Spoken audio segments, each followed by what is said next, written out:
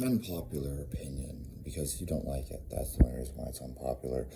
Um, this is really not that long of a video if I just jump to the chase, but maybe we'll do a video talking about how to develop this running. Running. Why you need to run and why you should run. Do you need to run long distance? No. No, you don't. Don't let people convince you into doing things like running 100 miles a week. Not that anyone would ever do that. You've watched my videos, you know. You know the mistakes I made. I was running 100 to 120 miles a week. You know what happens when you do that? You get really good at running 100 to 120 miles a week. You don't get much faster, though. So, if you listen to any of these Tier 1 operators, though, oh, Chad, what are you talking about? Yes. Some of you might listen to, like, the Sean Ryan show, which is really fantastic.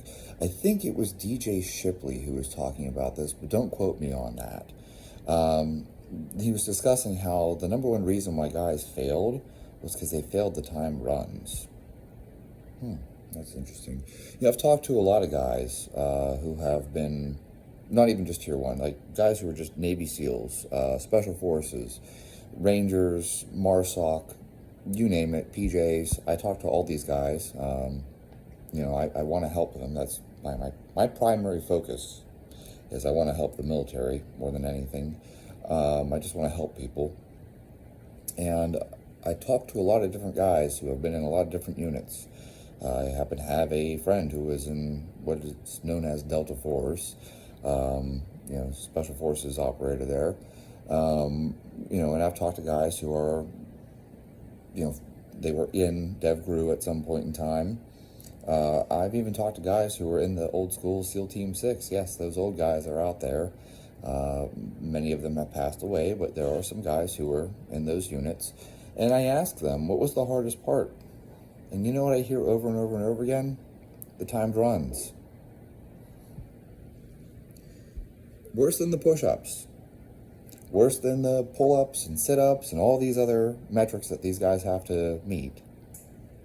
It's the timed runs that most people fail. This shouldn't surprise you. You already know this. I mean, look at the research at BUD/S. You know, they have the numbers out. You guys can go to the SEAL SWCC, you know, website, and it tells you the best predictor of whether or not you get through BUD/S is, you know, your performance on the timed runs and the timed swims. And, you know, your 3-mile time, I think, is actually the best predictor. If I remember correctly, reading through their website, your 3-mile time is the best predictor of whether or not you'll succeed at BUD/S. Okay. So you should be running. Like, if this is your goal, if this is what you want to do with your life, you should be running. And I don't think that this is even just applies to people who are in the military. If you're in law enforcement, you're a first responder. In fact, if you just want to be fit, here goes a rant for you. What the fuck is a hybrid athlete? That's a marketing term. That's what that is. It's called strength and conditioning. And conditioning. Oh shit, conditioning is part of the equation. You know, in my day, we just called it being fit. You weren't a hybrid athlete. It was just called being fit. Hell, look at these CrossFitters. What changed? Oh shit, they started working with running coaches. Because even Rich Froning was not a good runner. Matt Fraser was not a good runner. Jason Khalipa, not a good runner. And then they started working with running coaches, and it made everything better.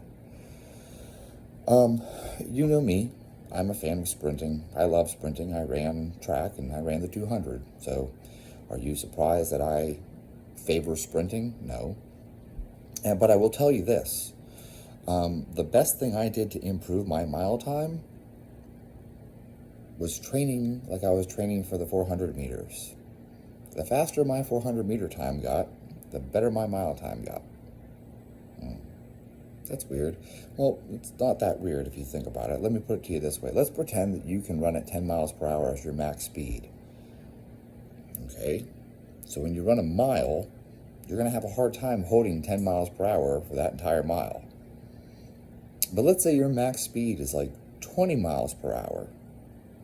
Well, now holding 10 miles per hour isn't that hard. So, you know, what you need to do is develop speed. Now, you still have to have endurance. You still have to have stamina. You still have to be able to maintain that type of output for a sustained effort. However, it's kind of like this. If your max deadlift is 800, You can do a set of 20 with 400. If your max deadlift is 405, you're not going to do a set of 20 with 400. Yeah. Makes sense? So if your max speed is 15 miles per hour, okay, it's going to be significantly harder for you to hold 10 miles per hour compared to a guy who has a max speed of 20 miles per hour. And so on some level, you do want to develop maximal strength. That 800-pound deadlift will make it really easy to deadlift 400, just like how you want to develop maximal speed, because being able to run 20 miles per hour makes it easier for you to run 10 miles per hour. Relatively, right?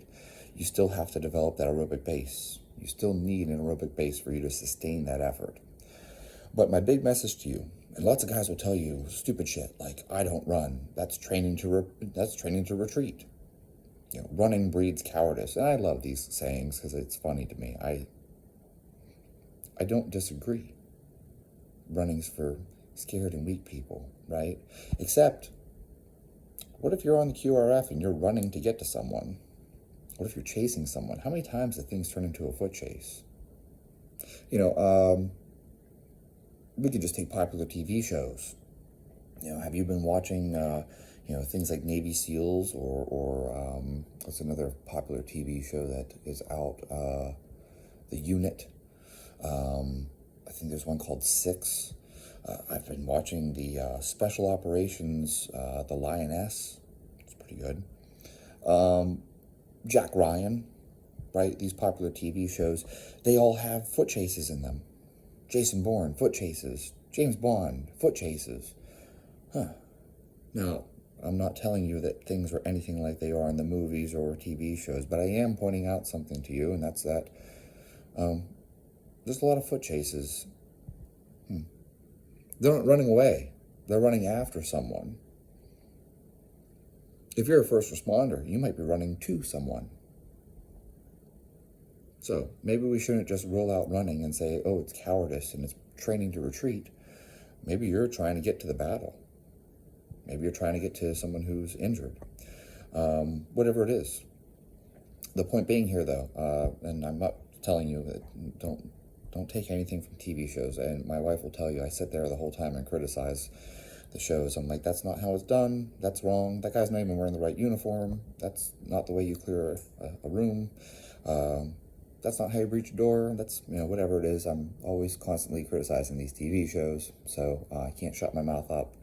But in any case, the point being, though, timed runs are one of the number of reasons why people fail these different selection courses, and being able to run is a very useful thing for you to have. So instead of being that guy who says, I don't run, I will never need to outrun anyone because I'm going to stand my ground and I'm just big, run. Train like a fucking linebacker. Like, does anyone look at James Harrison and they're like, oh, James Harrison's fucking weak because he can run? No one says that. No one says that. No one looks at Barry Sanders and goes, Barry Sanders would have been so much stronger and so much better if he didn't run. Nope, that doesn't happen. No one's sitting around going, Brian Cushing, he's a fucking weakling because he runs. So, do you need to run extremely long distances? No, don't become a marathon runner. You don't have to be a marathon runner, and you certainly don't have to turn into some ultra endurance freak and run, ultra marathons that are 100 miles long. You don't have to do triathlons either. But I do think you should be able to run at least 3 miles. That's not a big ask. That's like 20 minutes. For some of you, that's less than 20 minutes. For some of you, it's slightly over 20 minutes. But really, you should probably be able to run 3 miles in 20 minutes. That's not an unreasonable thing to ask of people. I'm not asking you to run it in 15 minutes or run it in 12 minutes. A 3 mile in roughly 20 minutes. For you bigger guys, maybe you're 250, 260, that's going to look like 21, 22 minutes. And for you smaller guys who are like me, it's going to look like 18 and some change. And I really feel like that's a very solid foundation. Like, you don't have to have a 10-mile run that's under an hour or something. It's great if you do. It's like having an 800-pound deadlift. It's nice to have. But like, I don't think that that's something that you need to shoot for that far out. I think the cutoff in phase 3 is 4 miles in 28 minutes. That's not unreasonable. That's not unreasonable at all. If you were 4 miles in 16 minutes, then it'd be like, holy shit. But 4 miles in 28 minutes, that's not an unreasonable ask. You can still be very strong, very explosive, very powerful, and still be able to run 4 miles. This isn't like we reach the point where, like, does cardio cut into your gains? Oh, yes, of course it does. Are you fucking kidding me? Anyone that tells you that doing cardio doesn't, cut into your muscle gains and your strength and power has no fucking clue what they're talking about.